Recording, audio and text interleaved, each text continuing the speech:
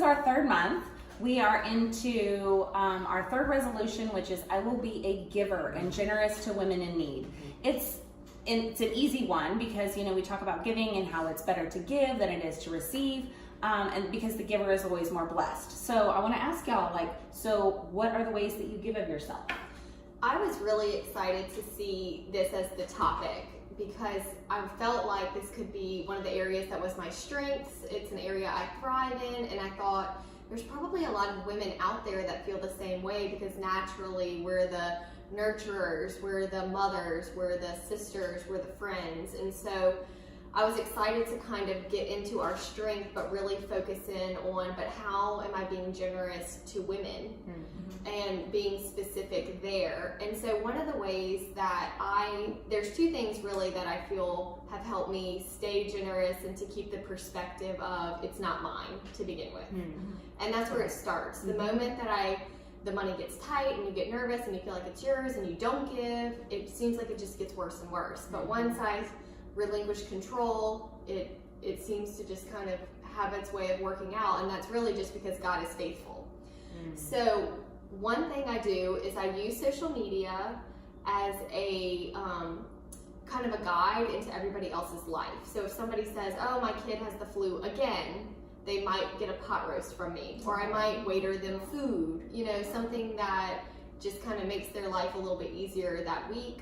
And then the second thing is that me and my husband have a budget, a financial budget like anybody has, but we have made giving be a part of that budget. That's awesome. So that way it's in the budget. For example, if we heard a friend had a washer dryer go out, sometimes my husband will say, what does our budget look like in our giving department? And it's nice because it's already allocated, and so it's there. We're not like scrambling to make it happen.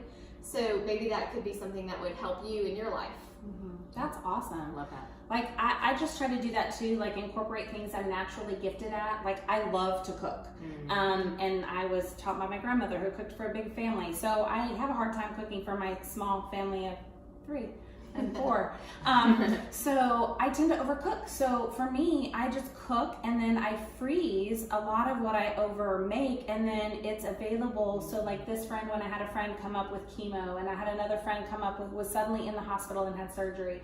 And then another friend, you know, yet another friend is having a life crisis. I'm able to just be there and bless them with food, which really just relieves some of that stress, you know, off of their plate.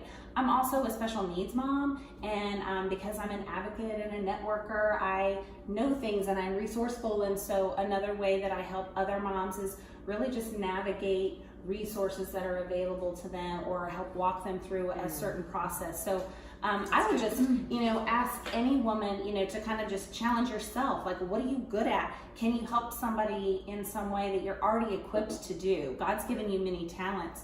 So, you know, it can just be your time to help guide someone else. Don't limit what your give or your serve should look like. I love that. So, how do you guys serve as a family? I know when we have small kids, that's always kind of a challenge. So, you know, what are ways we can teach our children to be to givers and to serve? What's that look like for you, Katie? I love that question. How do we teach our families to give?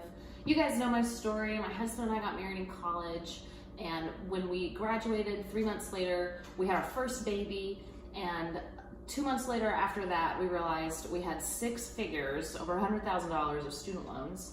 And it was devastating. It was crushing. And to get out of that mess, we went through years of self-imposed poverty. I say that just because I know the week that we only had $7 left to our name, how could I pay for laundry or how could I pay for groceries? I couldn't do both. I was asking myself the question, which thrift store really is the cheapest one? It was horrible. But all through that time of taking care of our financial mess, we were still givers. Givers were so important to us. We could never give more than the 10% tithe to our local church, but that doesn't mean we couldn't still be givers. So I babysat friends' kids, never asked for a penny. I would share food. People came and stayed at our house, of course, all for free. I would carpool other people's kids. I would do anything I could to give back, even while we couldn't give financially. Time, helping with kids, any of those things. And so giving is such a core part of our lives. I remember the devotion that I wrote, Christ is a giver, and we are called to be Christ-like. He gave the ultimate gift. So no matter where we are in our situations, we can give something. And with our kids, we teach that today too. And of course, we don't want them to have our financial foibles, so we teach them about money now. That's awesome. Yeah, it's awesome. And that's become my calling, my ministry, is helping people through financial struggles as individuals or couples. And when it comes to teaching kids, we teach our kids, whenever they earn their little commission for their chores, they put it in a spending jar, a saving jar, and a giving jar. Oh. And then anytime that giving jar gets a couple pennies in it or a couple quarters in it, it's time to take it to church. Or anytime the little 320 cups come home with us, well, the kids know they're going straight to their giving jars, and they love it. It's a joy to give, and you can find little ways to give too, no matter where you are. I love that 320 is about exceedingly abundantly above. Misty, like, what does that look like for your kids? Like, how do you serve with your kids? How do you get them involved? So for our kids, we really like to be hands-on. Our church has a lot of great opportunities for families to get involved. So we have, the volunteer day, and we have where we deliver hands to families during Thanksgiving and things like that. So we do things like that. But aside from church, it really is important that we teach our kids to be givers, to be kind. We always talk about we're the hands and feet of Jesus. So a big thing for us is always making sure that other kids have something too, because my kids are extremely blessed with everything that they have, and they have a family that loves them and that gives them stuff. They really, they don't need anything. They want a lot, but they don't need anything. And and I grew up as a child who wasn't so fortunate. So for me, it's very important that they understand what they have. And so we like to take them a lot to go to the store to pick out stuff for other kids to donate, especially around the holidays. And just being young, they really get into it. They understand, and they'll even take some of their own money that they get, because they're savers, and they like to take some of their own money. So I'll say, here's our budget, and we're going to spend $20 a kid, and they'll say, well, Mommy, can I take some of my own money with me? And I'll say, okay, if you want to do that. And and they love paying for it, and they love knowing that there's going to be a little boy or girl on the other side that's going to enjoy that. So I love that it teaches them that, and it also gives them it humanizes people, that it's not just somebody who's chosen to be homeless, or a single mom, or somebody who can't.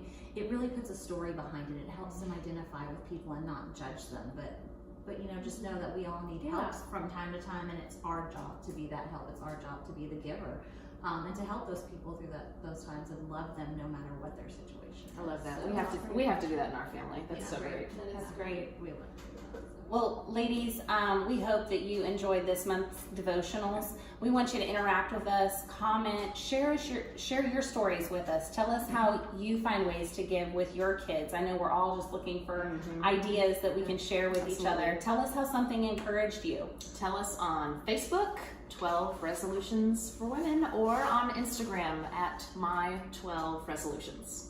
And please visit our website so you can sign up for our weekly devotionals. That's my12resolutions.com, and the word 12 is spelled out, my12resolutions.com. And be sure to share us with your friends and any other imperfect women that you have in your life that could use some encouragement. Okay, thanks for watching. Bye. Bye.